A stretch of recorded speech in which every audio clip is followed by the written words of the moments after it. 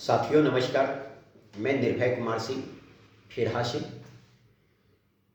लगता है कि पहली बार हम सभी का एक दूसरे से चलिए फिजिकल हमने एक दूसरे के सामने नहीं आए, लेकिन कहीं ना कहीं इस डिजिटल दुनिया की क्रांति ने हर एक दूसरे को कनेक्ट कर रहा है। मैं बहुत भाग्यशाली हूँ कि आपके समक्ष किसी न किसी माध्यम से पहुँच रहा हूँ।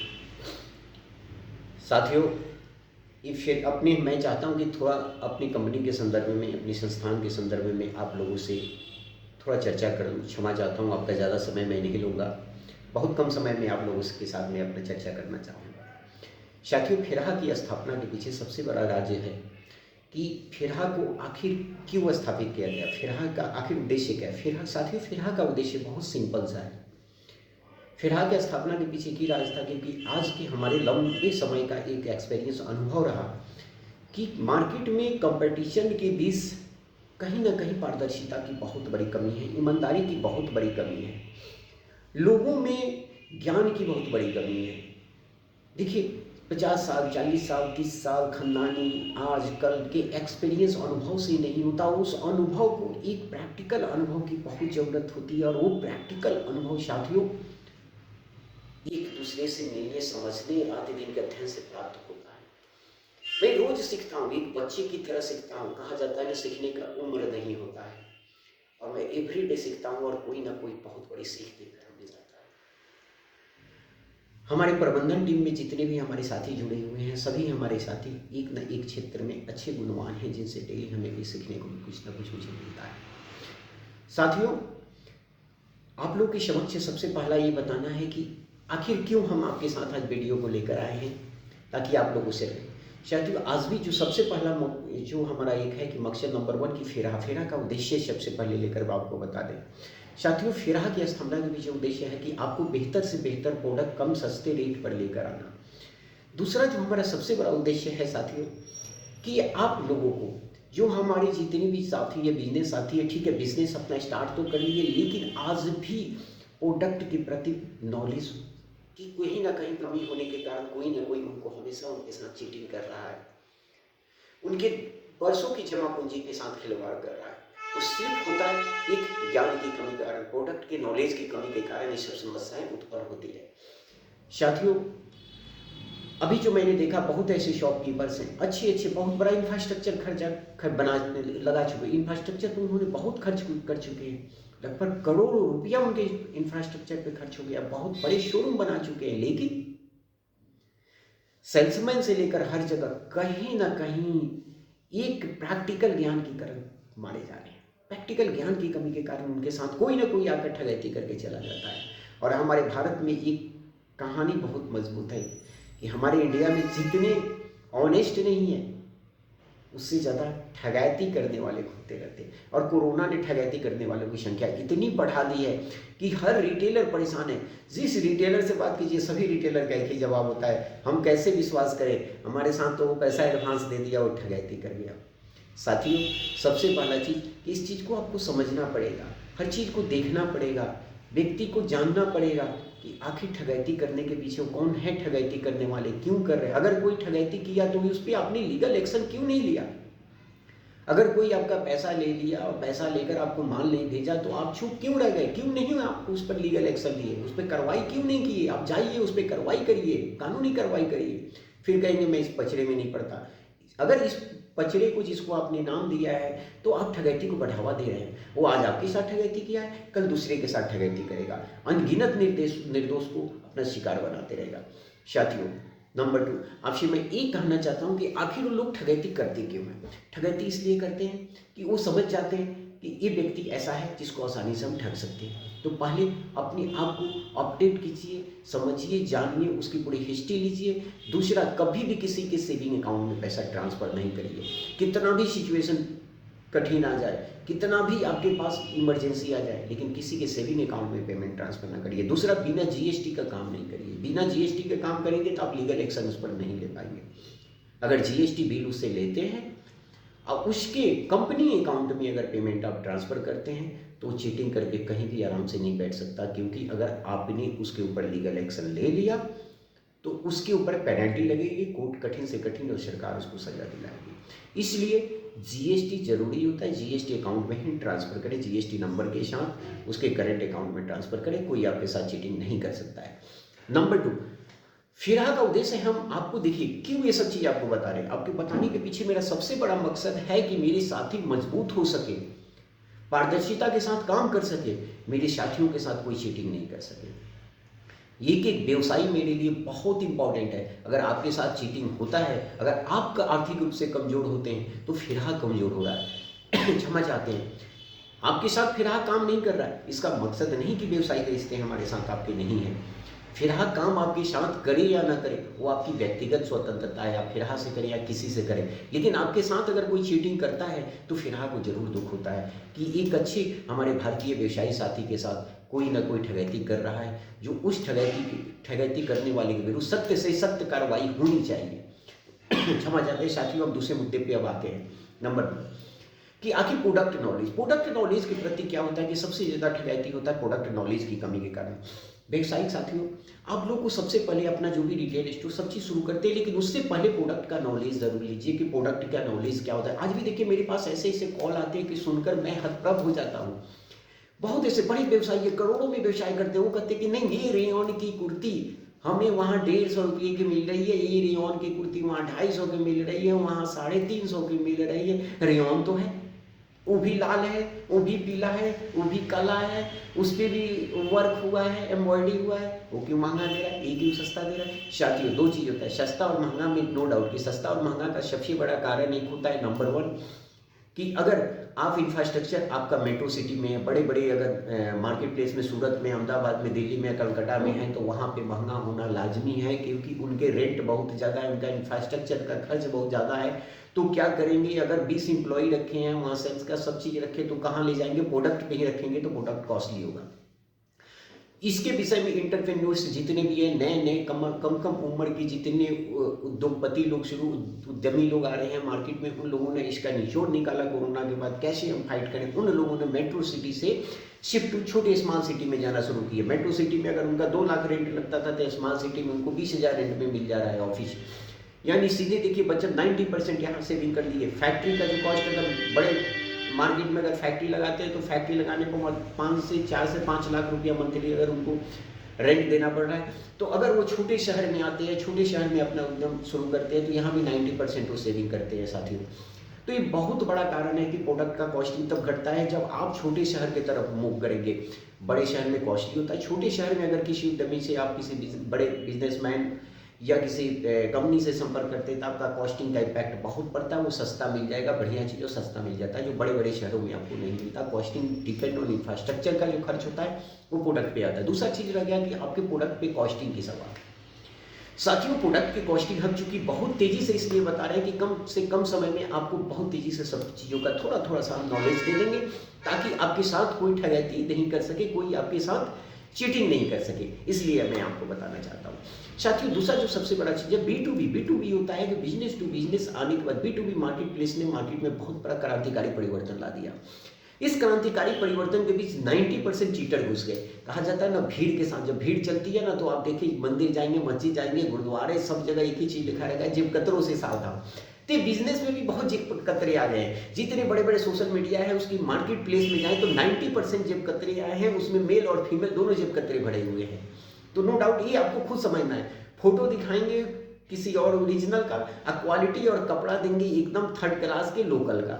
ये सब जेब कतरे होते हैं जिनके पास जीएसटी नंबर नहीं होता है, जो विदाउट जीएसटी काम करते हैं। और जब आप फोन करेंगे तो आपको कहेंगे कि नहीं मैं जीएसटी बिल नहीं दूंगा, बिना जीएसटी के काम करिए। अगर जीएसटी का काम करेंगे तो आपका कुर्ती 1 होगा, बिल आपको 3 का देंगे। मतलब कपड़ा 1 लेंगे, बिल 2 का 3 का लेंगे। ये सब काम ज्यादातर ठगैती के करने वाले ये आपको हर शहर में मिल जाएंगे। आपको सबसे ज्यादा दिल्ली में मिलेंगे। दिल्ली में ठगैती करने वालों की भीड़ है। उन ठगैती करने वालों के विरुद्ध आपको सख्त से सख्त कदम उठाना पड़ेगा। दिल्ली में एक से एक एस्टेब्लिश व्यवसाय भी है, तो ठगैती करने वालों की संख्या बहुत ज्यादा है, जो सबसे ज्यादा आपको सोशल साइट्स में आपके आ चुके हैं और वो रात दिन ठगैती करते हैं। नंबर अब इससे बचाव का तरीका, सबसे पहले आपको कपड़ा का नॉलेज लेना पड़ेगा। किसी भी व्यवसाय से बिजनेस की बात करते वक्त कपड़ा का नॉलेज रखें। अब एक एज फॉर एग्जांपल हमने लिया रेयॉन का कुर्ती। एक रेयॉन की कुर्ती कितने की होती है साथियों? रेयॉन का स्टार्टिंग रेट बहुत सस्ता से, रेयॉन आपको बढ़िया अच्छा रेयॉन लेंगे, ठीक ठाक रेयॉन लेंगे तो आपको लगभग 45 रुपये मीटर से शुरू होगा। 45 रुपये मीटर से, 45 रुपये मीटर मतलब समझिए 45 रुपीज मीटर। मीन्स कि रॉ होगा, विदाउट ग्रे में होगा, ग्रे में विदाउट कलर का आता है। अब विदाउट कलर का ग्रे का अगर रेयन लेते हैं तो उस पर आपको आता है सबसे बड़ा चीज जो आती है समस्या, उसके साथ जो समस्या है आपको ग्रे रेयन का डाई। डाई अब डाई पे जाएंगे तो डाई आपको 2 रुपये मीटर भी डाई होता है और 40 रुपये मीटर भी डाई होता है। 2 रुपये जो सस्ता आपको बोलते हैं ना, सेम कपड़ा सेम क्वालिटी होगा, हाथ पे आप देखेंगे तो सेम क्वालिटी होगा, लेकिन एक आपको मिलेगा तिगुने रेट पे, एक मिलेगा आधे के आधे रेट पे। फर्क क्या आ जाता है? डाई का समस्या आ जाता है, डाई का अलग होता है। अब ये कराता है कपड़ा 45 रुपये मीटर वाला है, व्यापारी ए भी लिया, व्यापारी बी भी लिया, व्यापारी सी भी लिया, तीनों कंपनियों में बन रहा है वही कपड़ा। ग्रे का 45 रुपीज मीटर है उनका, रेयन 140 ग्राम होगी, 140 होगी और 140। कलर का फर्क हुआ, एक 2 रुपये मीटर से कलर डाई कराया, एक ने 9 रुपये मीटर से डाई कराया, एक ने आपको 30 रुपये मीटर से डाई कराया। कॉस्टिंग यहाँ डिफर कर गया। एक उस पर प्रिंट करा रहा है तो तीनों अलग अलग प्रिंट का प्रयोग कर रहे हैं, इसका फर्क आ गया। जो सबसे बढ़िया कराएगा उसका कलर अच्छा होगा, पुख्ता होगा, तो रेट भी उसका महंगा लेगा। जो हल्का कराएगा उसका हल्का होगा। दूसरा आ गया रेयन के क्वालिटी में, रेयन किस मशीन पे तैयार हुआ है, अनगिनत मशीन, अनगिनत क्वालिटी के रेयन। रेयन में धागे कितना मिक्स होता है, शुद्ध रेयन कॉटन कितना यूज किया है, सिंथेटिक कितना यूज किया है, बहुत मायने रखता है ये क्वालिटी क्या होता है। रेयन एक धुलाई में कोई होता है उस पर बबल्स बनने लगते हैं।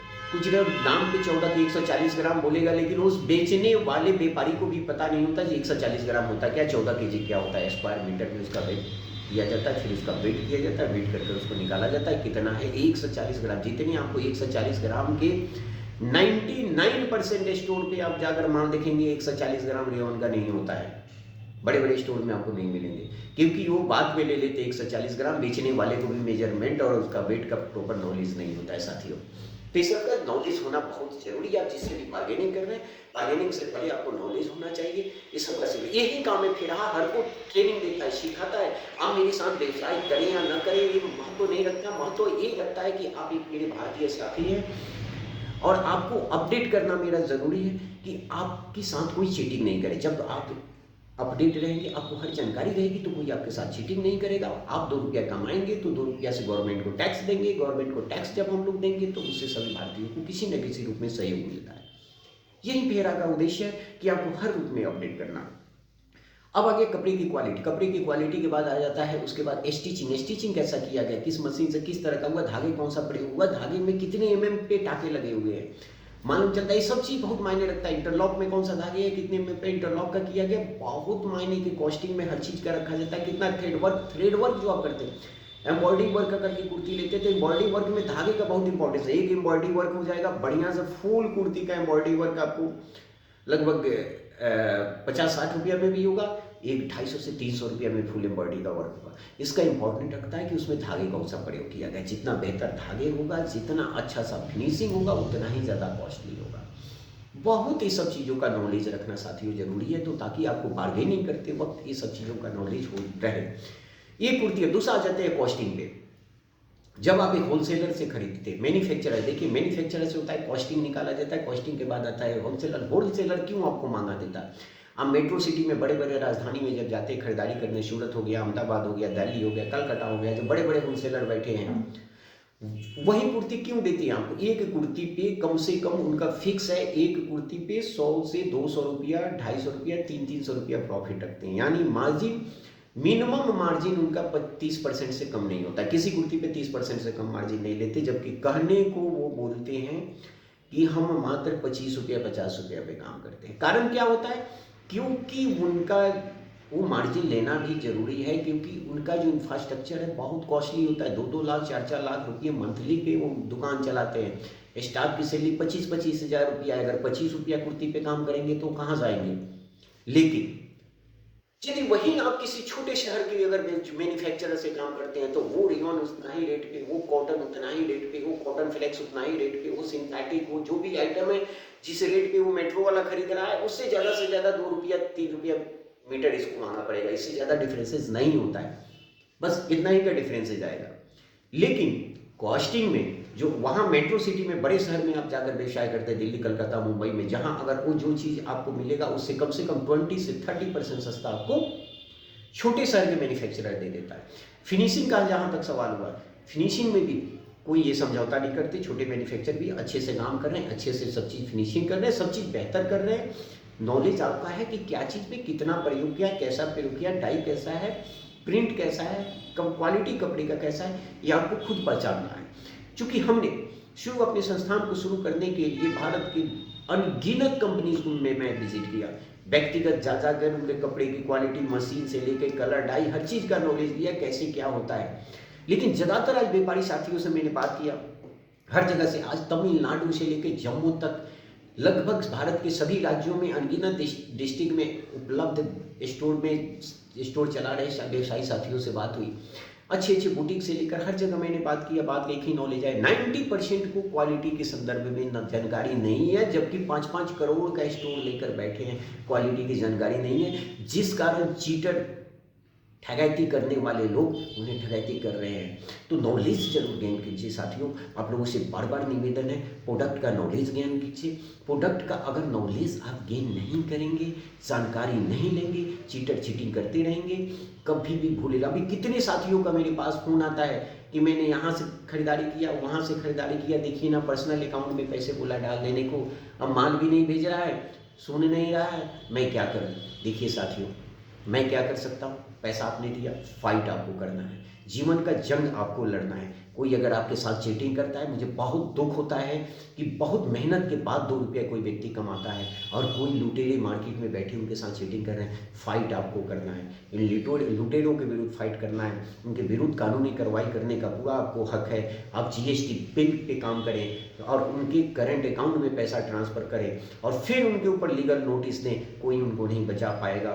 उनको कोर्ट में जाएं, उन पर मानहानि का दावा करें। साथियों, आप लोगों को हमें समय दिए, मुझे सुने, मुझे टाइम इतना दिए, लगभग देख रहा हूँ कि 17 से 18 मिनट की तरफ इंगित हो रहा है। अब मैं क्षमा चाहता हूँ, बहुत बहुत धन्यवाद, आप लोगों ने मुझे समय दिया।